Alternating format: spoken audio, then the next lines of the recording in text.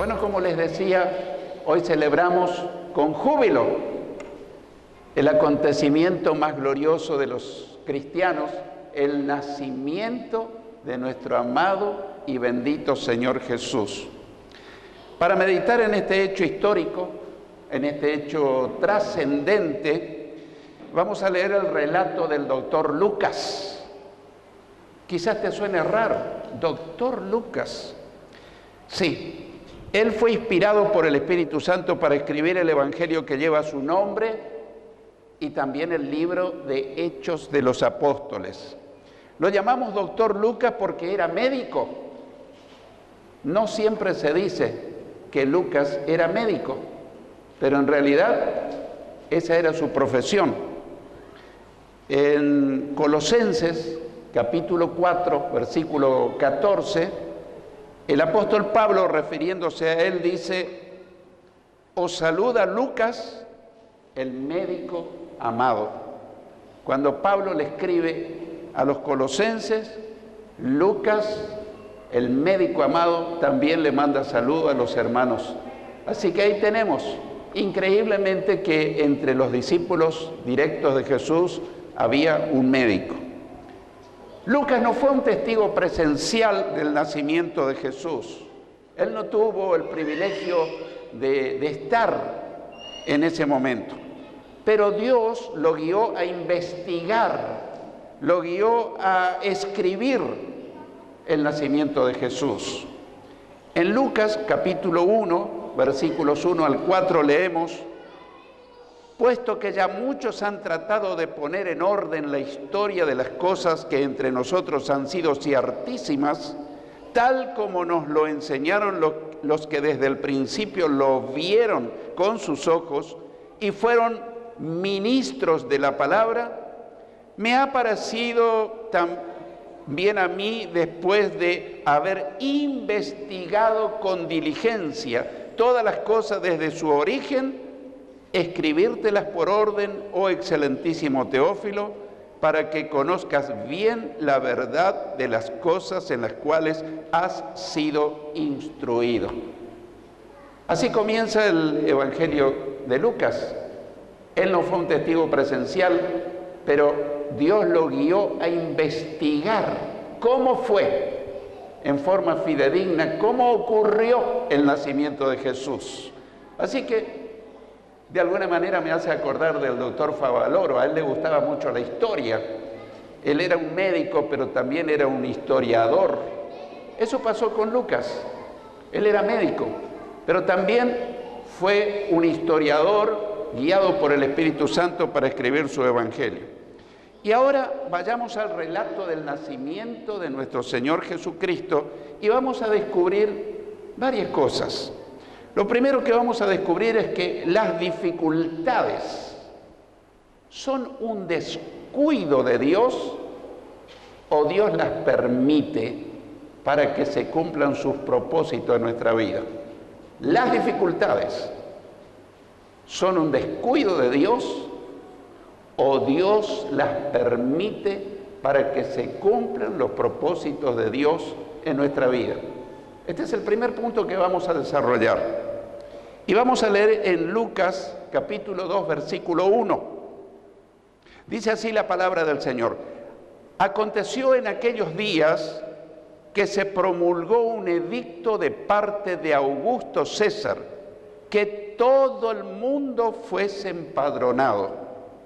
Es decir, poco antes de que Jesús naciera, Augusto, que era el emperador de Roma, o César no era el nombre, César era el título que se le daba a los emperadores. Por eso se dice a veces los césares, los emperadores. Entonces,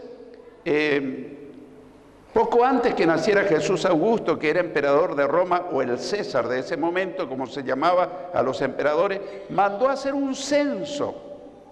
Es decir, una lista de toda la gente que vivía en el Imperio Romano. En el versículo 2 leemos: este primer censo se hizo siendo Cirenio gobernador de Siria. Es decir, en ese tiempo Cirenio era el gobernador de Siria y fue el responsable de hacer este primer censo en la región de Palestina. En el versículo 3 leemos: e iban todos para ser empadronados, cada uno a su ciudad. Pasa lo mismo que cuando hay elecciones. Hay personas que cuando llega el día de los comicios o el día antes, tienen que viajar a tal ciudad porque no hicieron cambio de domicilio. Muchos vienen acá, muchos de acá se van a otras partes porque todavía su domicilio figura en el padrón de otra localidad. Y esto, algo parecido, pasó acá. Así que todos tuvieron que viajar cada uno a su ciudad, o sea que todos tenían que ir al pueblo de donde era su familia para que anotaran sus nombres en esa lista. Y en los versículos 4 y 5 leemos: y José subió de Galilea. Galilea era la región o la provincia, para que entendamos, de la ciudad de Nazaret. Nazaret era el pueblo, la villa, el pueblecito de Galilea, a Judea, que era la provincia o la región que está al sur de Israel, a la ciudad de David, que se llama Belén, por cuanto era de la casa y familia de David, para ser empadronado con María su mujer, desposada con él, la cual estaba encinta. En otras palabras, José pertenecía a la familia de David, era un descendiente suyo. José era un descendiente del rey David. Y como vivía en Nazaret, tuvo que ir caminando o a lomo de burro. Quizás él iba caminando, quizás María iba sobre un burrito, caminando hasta Belén.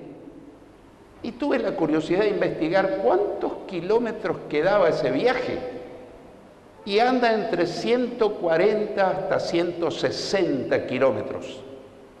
Ir caminando o a lomo de burro con un camino sinuoso, montañoso, árido, difícil. Imagínate de Resistencia a Cespeña, caminando. ¿Cuánto tiempo le habrá llevado? Acordate, María estaba embarazada de 9 meses. Qué inoportuno el censo, podríamos decir nosotros. Pero hay otras cosas que vamos a ver.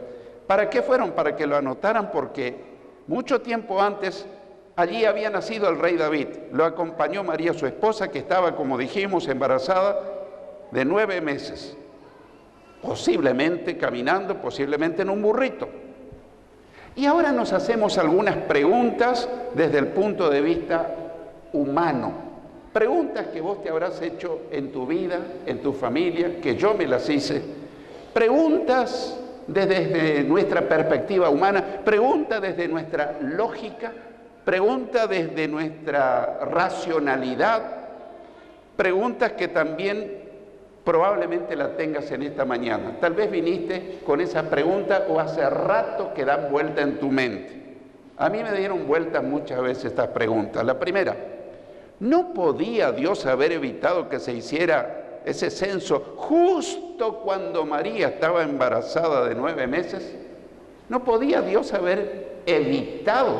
Dios que todo lo puede, Dios que es soberano, Dios que estaba sobre Augusto César, ¿Él no podía haber impedido? Bueno, la respuesta obvia es: sí lo podía. Dios todo lo puede.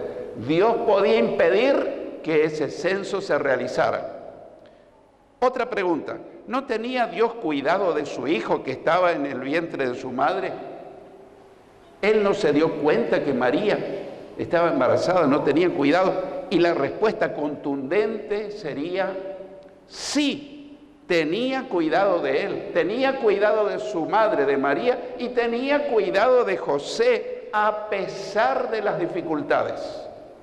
Porque cuando nosotros pasamos por dificultades, una de las cosas que vienen a nuestra mente, y el diablo es un especialista para decirnos, o a alguien que no cree: ¿dónde está tu Dios? ¿Cómo permitió que pasara esto en tu familia? en tu matrimonio, en tu hogar, en tu salud, en tu finanza, en tu empresa, en tu trabajo, cómo Dios lo permitió. Cuidado, cuidado, porque esas preguntas nos pueden llevar a provocar una rebelión contra Dios, un enojo, un resentimiento. Así que son preguntas que le surge a cualquiera. La respuesta contundente, como decíamos, sí.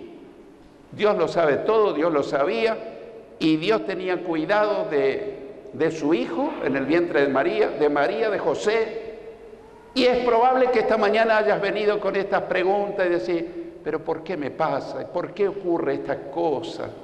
¿Será que Dios se acuerda de mí, que Dios no me tiene en cuenta? Yo quiero asegurarte, sí, Dios te tiene en cuenta, Dios te ama, Dios sabe perfectamente, antes que lleguen los problemas, sabe el día, la hora, el minuto y la intensidad del sufrimiento que vas a pasar. Claro, no nos dice, tenemos que estar preparados. Una tercera pregunta podría ser, ¿no podía María ser exceptuada del censo debido a su avanzado embarazo? Y Dios respondería, sí lo podía, porque para mí todas las cosas son posibles. Dios podía ser exceptuado. Cuando vos estás a muchos kilómetros de distancia y llegan el día de los comicios, vos te presentás a la Junta Electoral y justificás y dices, yo no puedo ir a Buenos Aires a votar. O si estás en Buenos Aires, yo no puedo volver a Resistencia por la distancia, y te justifican. Así que la pregunta es, ¿Dios no podía hacer una excepción con María para que ella no estuviera en infracción ante un dictado del emperador? Sí podía hacerlo, Dios podía hacerlo, así que podía hacer. Y un cuarto punto de vista sería que Dios seguiría diciendo, ¿cómo se cumpliría entonces la profecía del nacimiento de mi hijo? Porque Dios había profetizado 8 siglos antes el lugar donde iba a nacer Jesús. ¿Para qué tenía que ser en Belén?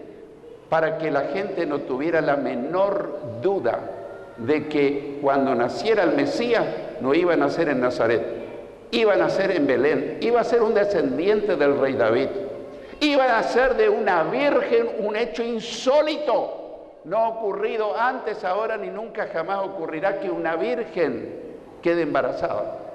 ¿Cómo se cumpliría lo que Dios había dicho? Porque lo que Dios dice contra viento y marea es sí y amén. Porque lo que Dios hace siempre es santo, es justo y es bueno, aunque a veces no entendemos y a veces nos puede provocar un gran dolor.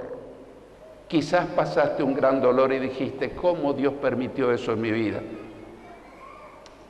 En mi vida quiso asomar esas preguntas, pero cuando yo las detecté, las rechacé de plano, porque dije, hasta los cabellos de nuestra cabeza están contados, y ni un pajarito cae a tierra sin su permiso. Todo lo que ocurra en mi vida, siendo yo un hijo de Dios, es porque Dios lo permite, aunque yo no lo entienda, aunque me provoque dolor, aunque no tenga una explicación racional. Yo creo que en este momento el Espíritu Santo te está haciendo acordar de situaciones que pudiste haber vivido o que estás viviendo en este momento o que vas a vivir. Así que Dios seguiría diciendo, esa fue la forma para que se cumpliera lo que yo dije en Miqueas capítulo 5, versículo 2, 8 siglos antes. Pero tú, Belén Efrata, pequeña para estar entre las familias de Judá, de ti me saldrá el que será el Señor en Israel, y sus salidas son desde el principio, desde los días de la eternidad. El nacimiento de Jesús no fue un hecho fortuito, no fue una casualidad. Tenía que nacer en el tiempo de Dios, en el kairos de Dios, en el lugar que Dios había dicho. Todo lo que pasó a Jesús estaba anticipadamente, desde antes de la fundación del mundo, en los planes en los propósitos de Dios. Así que la única forma para que se cumpliera el nacimiento de Jesús en Belén es que María, a pesar de los 9 meses de embarazo, y José, y la distancia y las dificultades, fueran. Pero Dios no lo dejó solo. Dios velaba por su vida. Quizás viniste con sufrimiento, con dolor, con tristeza, a esta reunión y decir, ¿qué voy a festejar Navidad con lo que me pasa, por lo que yo estoy pasando? Yo quiero animarte, quiero decirte, poné tu fe en Jesucristo, porque Dios vela por vos, Dios te ama, Dios te conoce, Dios sabe cuánto sufrís, y Dios envió y envía su Espíritu Santo para fortalecerte, para darte ánimo, para que pases el valle de dolor y puedas decir con el salmista, aunque ande en valle de sombra de muerte, no temeré porque tú estarás conmigo. ¡Aleluya! Dios está contigo siempre, siempre. En quinto lugar, Dios seguiría hablando y nos diría, sé que no siempre me vas a entender. Algunas veces puede ser que me entiendas. Tal vez cuando estés en la eternidad, en el cielo con Él, lo entiendas todo. Yo creo que lo vamos a entender todo, porque la Biblia dice que conoceremos como fuimos conocidos por Dios. Nuestro conocimiento será pleno. Pero yo me digo para mí mismo, ya no me va a interesar mucho saber muchos por qué. ¿Por qué lo hiciste? ¿Por qué lo permitiste? ¿Por qué pasó esto? Sí, un día, pero ahora no. Ahora muchas de las cosas que ocurren no las vamos a entender. Sé que siempre es difícil entenderme, dice Dios, pues en Isaías 55, 8 y 9, dice Dios, porque mis pensamientos no son vuestros pensamientos, ni vuestros caminos mis caminos, dijo el Señor.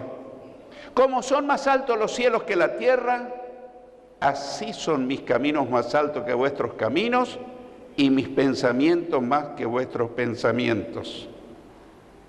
Y en sexto lugar, también Dios nos diría, escucha bien lo que Dios quiere decirnos, no creas que cuando las cosas no salen como esperás, yo me desentiendo de ti. No pienses que yo estoy indiferente o ausente a tu problema cuando las cosas no salen como a vos te parece que sería lo mejor que debe ocurrir. ¿Por qué esa enfermedad? ¿Por qué ese problema laboral? ¿Por qué la partida de un ser querido cuando no lo esperabas? No me vas a entender, dice Dios, pero tené confianza. Yo estoy en el control de todas las cosas. Y un día, cuando lo entiendas, vas a decir, gracias, Señor. Gracias porque lo hiciste como lo hiciste. Desde mi limitación humana yo no entendía, pero ahora lo entiendo mucho más. Así que Dios dice, si no me podés entender, no pienses que yo te abandoné, porque lo dije en Isaías 41:10 y ahora te lo repito. No temas, porque yo estoy contigo. No desmayes, porque yo soy tu Dios que te esfuerzo.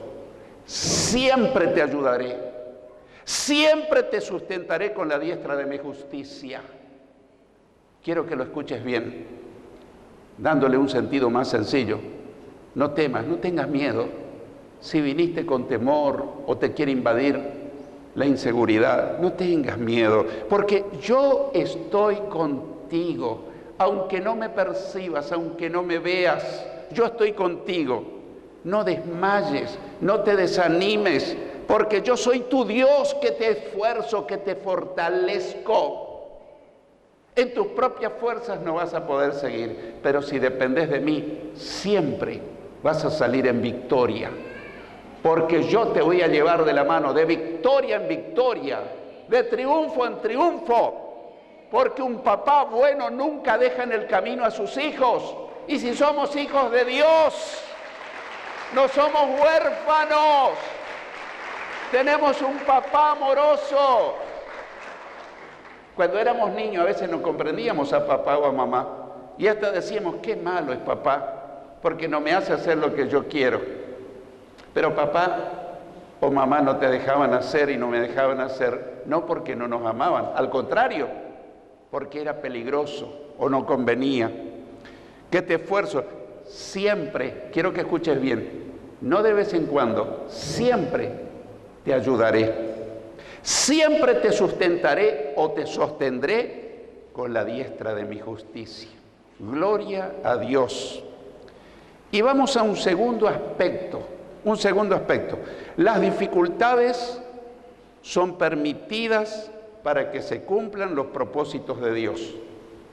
Y te quiero contar muy brevemente, y después vuelvo al pasaje bíblico, algo que me ocurrió hace cerca de 30 años. 26, 27 años, 28 años. Yo trabajaba en el Banco Nación y era pastor de 2 iglesias. Y yo dije, bueno, así va a ser mi ministerio biocupacional.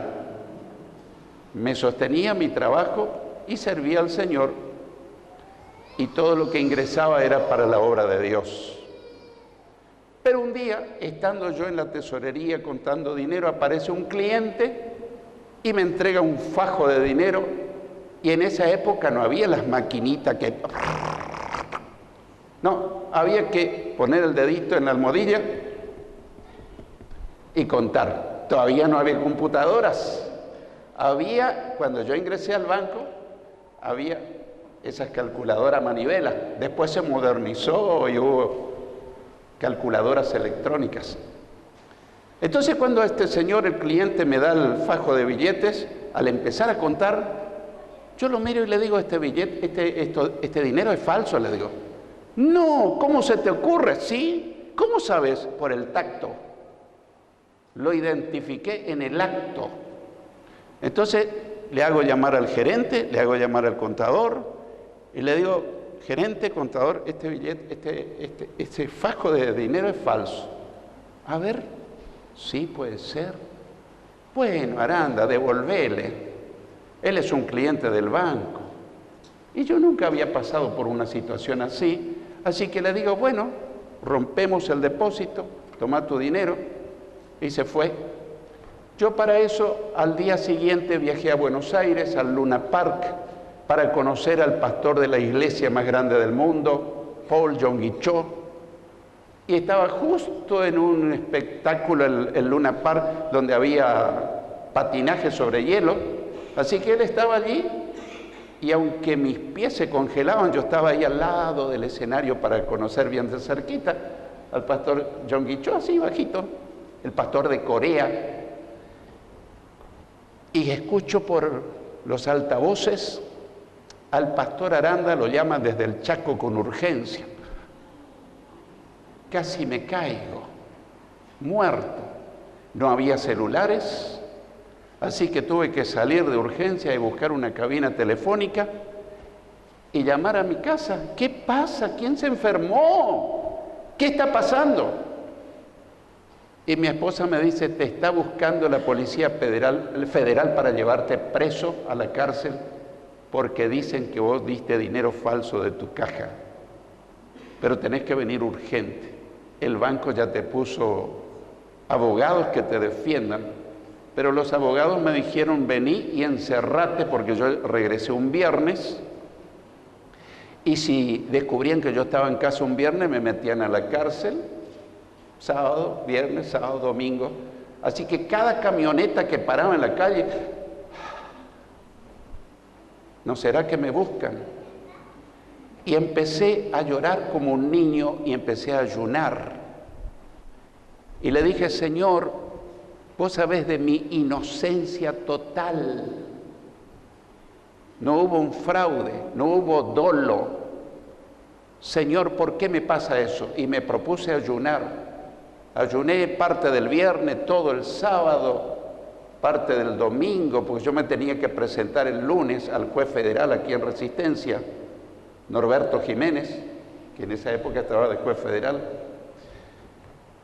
Y llegó el momento donde escucho la voz de Dios y me dice: hijo, te amo, pero esto es para que se cumpla mi propósito. Él hacía varios años que me decía: tenés que dejar el banco y dedicarte a servirme a tiempo completo.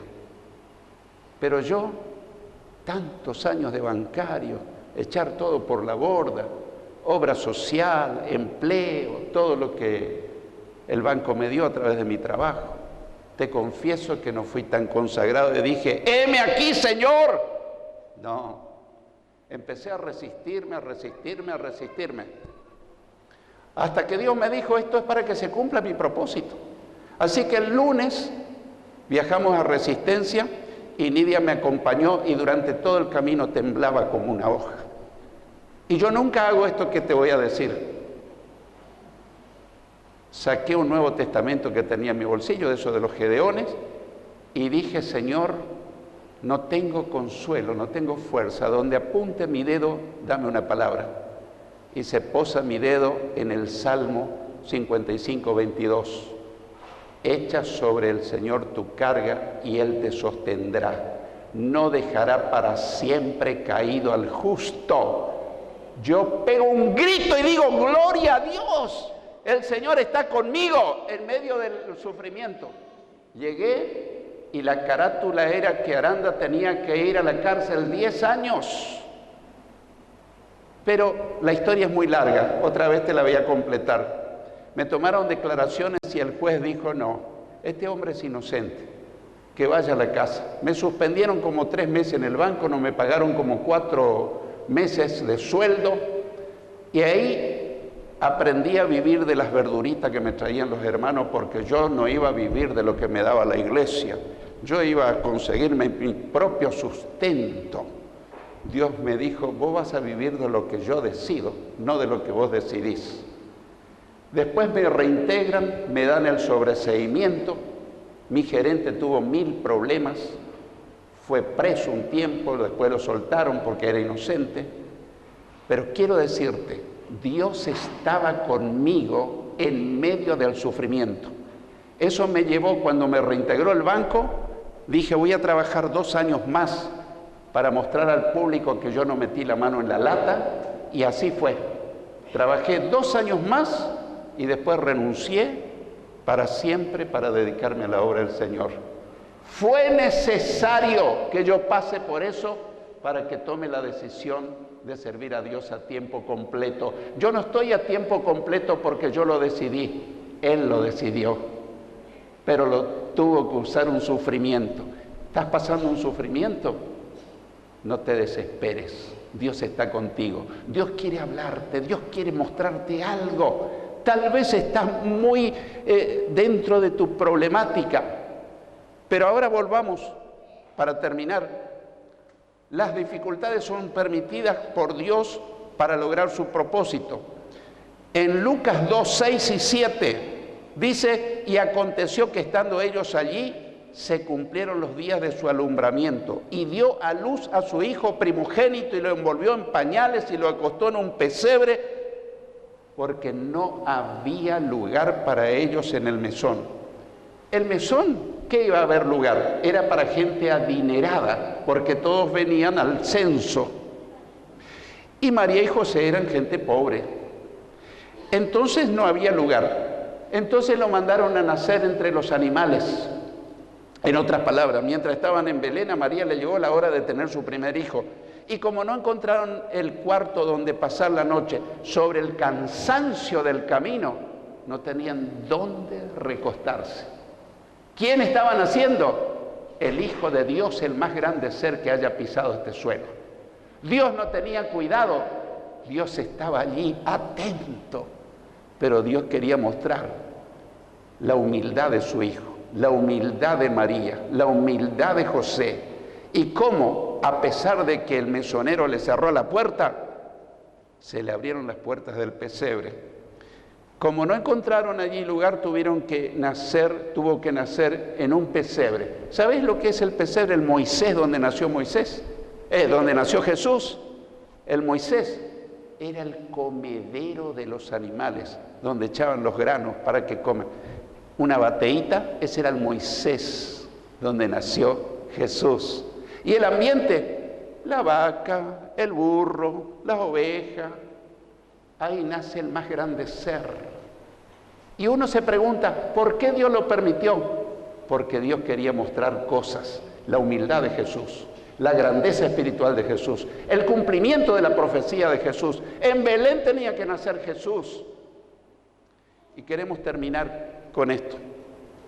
Quizás viniste al culto sintiéndote un abandonado. Dios no me escucha, Dios no está conmigo. ¿Cómo celebrar una buena Navidad si Él se olvidó de mí? Esa es la voz del diablo. La voz del Espíritu Santo te dice, yo estoy contigo, yo soy tu cuidador, no te preocupes, yo te cuido.